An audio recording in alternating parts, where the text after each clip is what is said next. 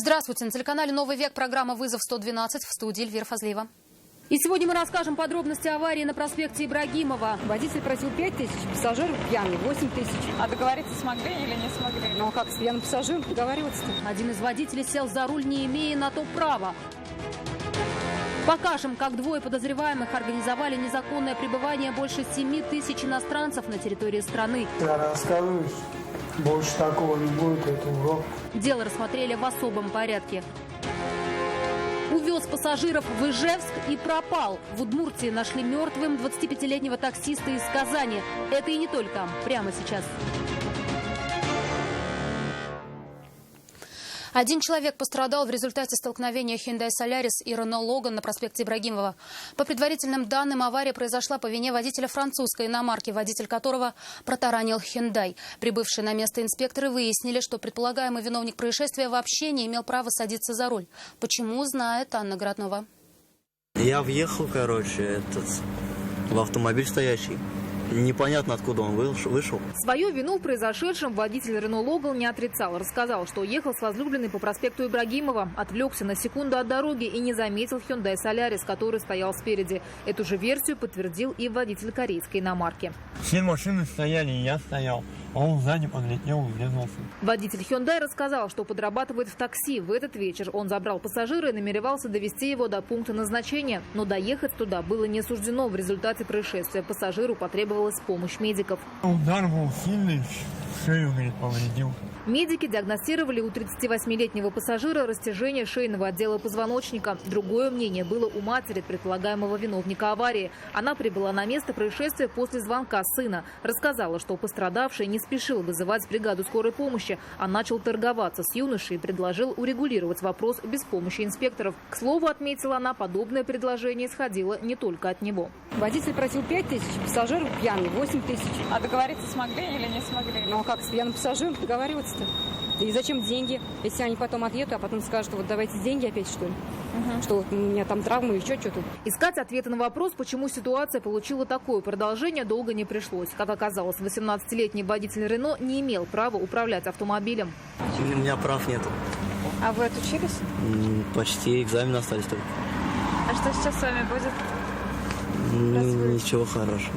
К слову, мать водителя знала об отсутствии водительских прав сына. Я не даю, не разрешаю. Мам, я только девушка, дядюшка живет рядом. Ну, и да, решил покататься. Молодой человек признался, что ездит без прав уже не в первый раз. Не отрицал и того, что управлял машиной, будучи несовершеннолетним. А без прав-то не страшно кататься по городу-то? Нет. А как часто катаетесь? Каждый день. Полгода уже. За езду без прав предусмотрен штраф от 5 до 15 тысяч рублей. Если выяснится, что автомобиль, которым управлял юноша, принадлежит кому-то из родителей, то им придется заплатить 30 тысяч рублей за передачу управления транспортным средством лицу, не имеющего прав. Степень вины каждого еще только предстоит установить. Анна Городнова, Нафиса Минязова, Константин Бушуев. Вызов 112. Жизнь 40-летней женщины унесла авария в Тюльчинском районе. На 75-м километре автодороги Мамадыш-Тюлячи столкнулись «Шевроле Круз» и «Лада Икс-Рей». По предварительной версии, 24-летний водитель иномарки, двигавшийся со стороны Мамадыша, выехал на полосу встречного движения, где и столкнулся с отечественным автомобилем. В результате происшествия 40-летняя пассажирка «Лады» получила травмы, несовместимые с жизнью. Еще 4 человека, включая несовершеннолетнего ребенка, получили различные травмы и были госпитализированы с места происшествия.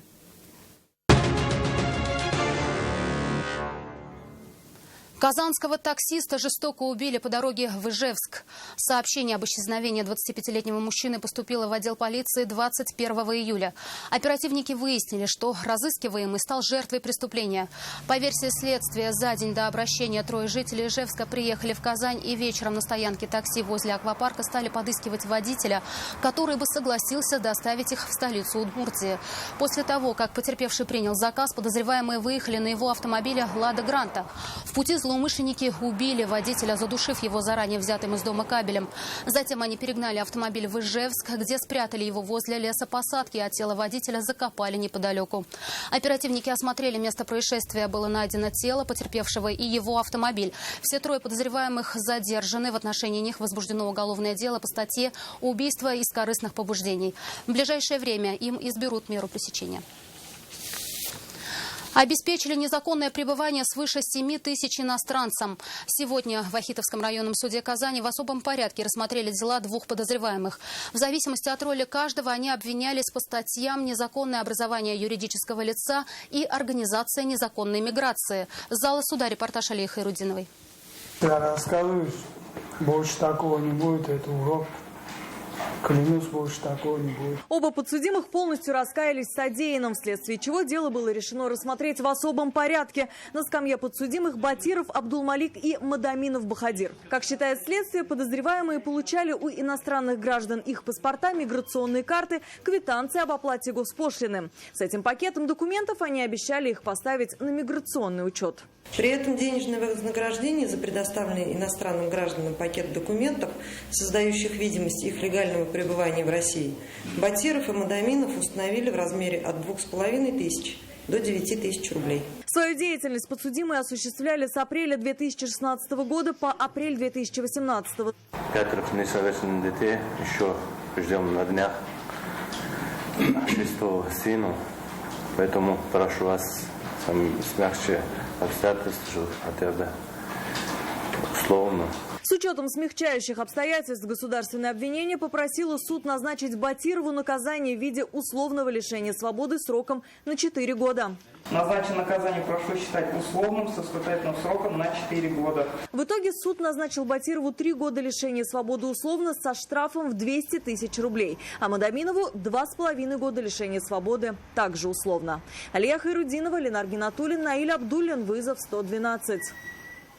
В Угульме осудили 51-летнего местного жителя, убившего подростка. Как установили в суде, 15 марта подозреваемый распивал спиртные напитки с приятельницей. Во время застолья они поссорились. За женщину вступился несовершеннолетний сын и его друг. Злоумышленник вытащил нож и ударил им несколько раз подростков. Сына приятельницы в ягодицу, а его друга в грудь. От полученного ранения второй подросток скончался. Подсудимого признали виновным и назначили ему наказание в виде 12 лет лишения свободы в колонии строгого режима.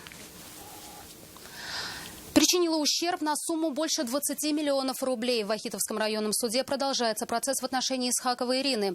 Как считает обвинение, женщина заключила договор с юридическими лицами на реализацию ювелирной продукции. Но, получив дорогостоящий товар, использовала его по своему усмотрению. Подробности дела в репортаже Нафисы Минязовой. В зале суда перед камерами подсудимая ведет себя уверенно. В 2014 году ее уже осудили на 4 года условно. Сейчас женщину обвиняют в том, что, будучи руководителем ювелирного магазина, она взяла под реализацию ювелирные изделия у 3 юридических лиц и 1 физического. Но распорядилась ими по своему усмотрению, сдав драгоценности в ломбард или продав неустановленным лицам. Всего Исхакова похитила 207 вверенных ей единиц ювелирных изделий. В результате преступных действий Исхаковой потерпевшим причинен материальный ущерб на общую сумму более 20 миллионов рублей, то есть в особо крупном размере. Потерпевшие московские фирмы, осуществляющие продажу ювелирных изделий, в зале суда их представитель. Ей дали 4 года условно.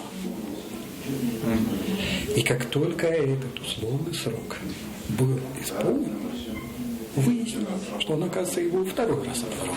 Мы постараемся, чтобы суд вынес самое жесткое наказание. Это уже 4-е заседание по этому делу. Предыдущие откладывали за неявки свидетелей или по другим причинам. Избранная мера пресечения в виде заключения под стражу подошла к концу. Суд попросили продлить меру на 3 месяца, хотя сама подсудимая с этим не согласилась. Обвинение по статье присвоения или растрата она также не признает. Все спорные вопросы, которые возникают, должны быть рассмотрены в арбитражном суде города Москвы. Так что я еще раз повторяюсь, мое задержание я считаю незаконным и необоснованным. Суд вновь продлил меру пресечения подозреваемой и оставил ее под стражей еще на 3 месяца. Заседание было отложено из-за очередной неявки свидетелей. Нафиса Минязова, Ленар Гинатуллин, Наиль Абдуллин, вызов 112. Это все, о чем успели вам рассказать. В студии была Эльвира Фазлиева. До встречи и не бросайте вызов судьбе. Вдруг она его примет.